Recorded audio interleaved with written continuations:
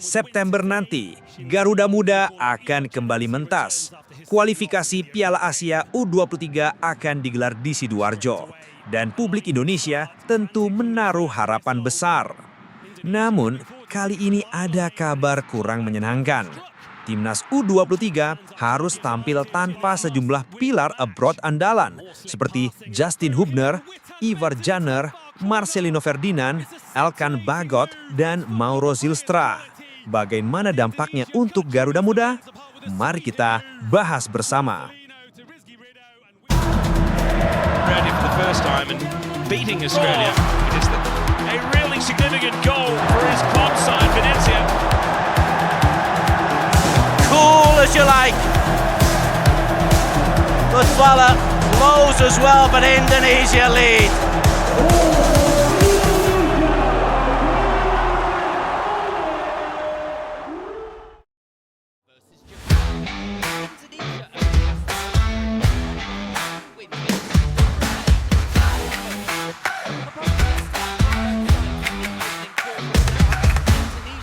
Dari timur sampai ke barat, satu suara takkan terikat.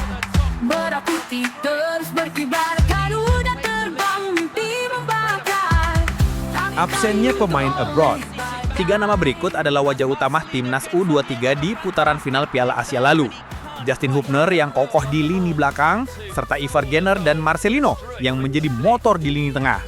Ketiganya tidak akan berpartisipasi meski secara usia masih masuk. Justin dan Marcelino diproyeksikan ke timnas senior untuk FIFA Matchday September, sementara Ivar kabarnya sedang pemulihan cedera. Bagaimana dengan Elkan Bagot? Meskipun tidak berpartisipasi dalam putaran final Piala Asia U23 lalu, ia secara usia masih dapat dimainkan. Namun entah kenapa beberapa waktu terakhir, Elkan tidak pernah lagi mengisi line up timnas, baik di timnas senior maupun di kelompok usia. Ada satu nama yang sebenarnya disiapkan khusus, yakni Mauro Zylstra dari FC Volendam. Namun ia juga batal untuk didaftarkan. Proses naturalisasinya tidak rampung sebelum batas akhir pendaftaran. Padahal tujuan naturalisasi Mauro adalah untuk memperkuat Garuda Muda di momen ini. Hal ini tentu saja mengecewakan. Kekhawatiran di lini tengah. Dari semua sektor, yang paling mengkhawatirkan adalah lini tengah. Kita bisa berkaca dari Piala AFF lalu. Hanya Arhan Fikri dan Tony Firmansyah yang tampil konsisten. Ketika keduanya absen, permainan tim menjadi monoton, minim kreativitas, bahkan cenderung kehilangan arah. Kondisi ini sangat riskan karena di turnamen singkat, cedera atau akumulasi kartu bisa terjadi kapan saja. Artinya, kedalaman skuad Indonesia di posisi krusial ini belum sepenuhnya terjamin. Menuju puncak dunia ini, Indonesia, satu janji Piala Dunia kita raih nanti. Hey, hey, Garuda juara. Lawan di babak kualifikasi. Garuda Muda sendiri berada di satu grup dengan Makau, Laos, dan Korea Selatan. Di atas kertas, Makau dan Laos relatif bisa diatasi. Namun, laga melawan Korea Selatan akan jadi partai hidup atau mati. Mengingat hanya juara grup dan 4 runner-up baik yang lolos ke putaran final. Jadi, hasil melawan Korsel bisa menentukan nasib Garuda Muda. Jangan lupakan pula aroma balas dendam dari Korea Selatan. Mereka yang tersingkir di semifinal edisi lalu setelah kalah adu penalti dari Garuda Muda tentu akan memanfaatkan kesempatan ini untuk revanche. Bahkan untuk tujuan ini, Federasi Korea telah menunjuk Shin Tae-yong sebagai manajer. Nama yang tidak asing bagi publik Indonesia karena ialah arsitek Garuda Muda ketika menyingkirkan Korsel tahun lalu. STY tentu saja mengenal luar dalam skuad timnas. Sehingga hal ini menjadi PR tersendiri bagi jajaran pelatih timnas untuk meracik strategi yang dapat mengecekkan Korsel. Pengalaman pemain senior. Dari skuad saat ini, hanya ada 6 pemain yang punya pengalaman pada putaran final Piala Asia di Qatar tahun lalu. Mereka adalah Dava Pacha yang berposisi sebagai penjaga gawang, Muhammad Ferrari dan Doni Tri di posisi pertahanan, Lalu ada Arhan Fikri dan Raihan Hanan di posisi midfield, tentu saja Rafael Struijk di posisi penyerang. Namun, dari keenamnya, hanya Struijk dan Ferrari yang benar-benar menjadi starter reguler saat itu. Sementara Arhan dan Raihan lebih banyak masuk sebagai pengganti. Dava bahkan tidak bermain sama sekali. Artinya, pengalaman tempur tim kali ini jauh lebih minim dan itu bisa menjadi masalah besar di laga krusial. Kinerja pelatih. Selain komposisi pemain, sorotan juga tertuju pada pelatih Gerald van den Berg. Sejauh ini, kinerjanya masih belum memenuhi ekspektasi. Di Piala AFF lalu, meski Indonesia menang telak melawan Brunei, ketika menghadapi tim yang sedikit lebih tangguh seperti Filipina, Thailand, dan Vietnam, Garuda Muda justru mandul dan akhirnya pulang tanpa gelar.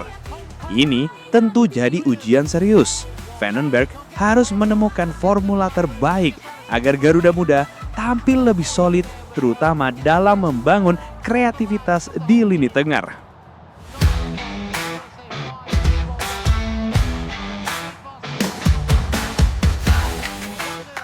Rapor pemain. Di sektor penjaga gawang, kita patut bersyukur memiliki portiere handal semacam Cahya Supriyadi dan Muhammad Ardiansah. Rapor kedua pemain ini cukup baik, terutama Cahya Supriyadi yang berhasil tampil impresif dengan menggagalkan penalti Mark Klok di akhir pertandingan dan berhasil membantu timnya PSIM Yogyakarta menahan juara ISL tahun lalu yakni Persib Bandung. Softcore mencatat penampilannya mendapatkan rating tinggi yaitu 8,2, menunjukkan kontribusinya yang sangat positif di bawah Mistar. Bahkan di minggu ketiga kompetisi, ia mendapatkan penghargaan Save of the Week. Bukanlah hal yang mengejutkan jika nantinya Coach Gerald menjadikan Cahya Supriyadi sebagai penjaga gawang utama, menggantikan Muhammad Ardiansah yang lebih banyak memiliki menit bermain di Piala AFF U23 lalu. Di sektor pertahanan, kita cukup bisa bernapas lega. Selain Kakang Rudianto, ada Kadek Arel dan Muhammad Ferrari. Tim juga akan diperkuat naturalisasi anyar Dion Marks. Sementara di sisi kiri dan kanan juga masih ditopang oleh Donitri dan Alvarezi Buffon. Dan juga masih ada beberapa pemain pelapis yang secara skill tidak jauh berbeda. Untuk sektor pertahanan, menarik untuk menanti kiprah Dion Marks, punggawa FC Nijmegen U21. Apakah ia akan dipasang sebagai starter dan kira-kira siapa yang akan menjadi pendampingnya? Apakah Kakang Rudianto atau Kadek Arel? Di sektor tengah atau midfield, kita tentu sangat berharap bahwa Arhan Fikri dan Tony Firmansyah kembali menunjukkan permainan impresifnya sebagaimana di Piala AFF lalu. Dan semoga keduanya dalam kondisi prima hingga partai terakhir menjamu Korea Selatan. Karena jika kedua punggawa ini bermasalah, maka alarm tanda bahaya akan menyala. Bagaimana di sektor penyerang? Sektor ini menjadi PR terbesar bagi Coach Gerald. Belum ada penyerang timnas U23 yang benar-benar gacor dan dapat diandalkan saat ini. Jens Reven yang sempat mendulang 6 gol saat membantai Brunei menjadi mejan saat menghadapi tim-tim yang secara kualitas lebih tinggi dari Brunei. Setali tiga uang dengan Jens Reven, Rafael Struijk pun demikian. Saat ini Reva berada dalam periode buruk sebagai penyerang. Di klubnya saat ini, ia hanya menjadi pemain pelapis dan ketika mendapatkan menit bermain, penampilannya juga masih di bawah standar. Semoga di babak kualifikasi ini, Rafa menemukan kembali kepercayaan diri dan ketajamannya. Lain lagi dengan Hoki Caraka, penyerang satu ini seperti benar-benar kehilangan sentuhan dan kepercayaan diri. Pemain yang seharusnya mengisi posisi reguler timnas U23 saat ini, bahkan menjadi pelapis Jens Renton yang secara usia jauh lebih muda. Kesimpulan, Garuda Muda menghadapi jalan terjal di kualifikasi Piala Asia U23 kali ini. Tanpa pemain abroad andalan, dengan kedalaman skuad yang terbatas, penyerang yang masih kurang gacor, dan lawan berat seperti Korea Selatan, tantangan mereka benar-benar nyata. Namun, justru disinilah semangat juang Garuda Muda akan diuji. Publik Sidoarjo siap menjadi saksi dan memberikan dukungan penuh. Bagaimana menurut kamu? Apakah Garuda Muda masih bisa lolos ke putaran final Piala Asia U23 tahun depan? Tulis pendapatmu di kolom komentar. Dan jangan lupa like, share, dan subscribe untuk update seputar sepak bola Indonesia. Hey, Garuda juara. Hey, hey, dunia menyapa. Hey, hey, Garuda juara.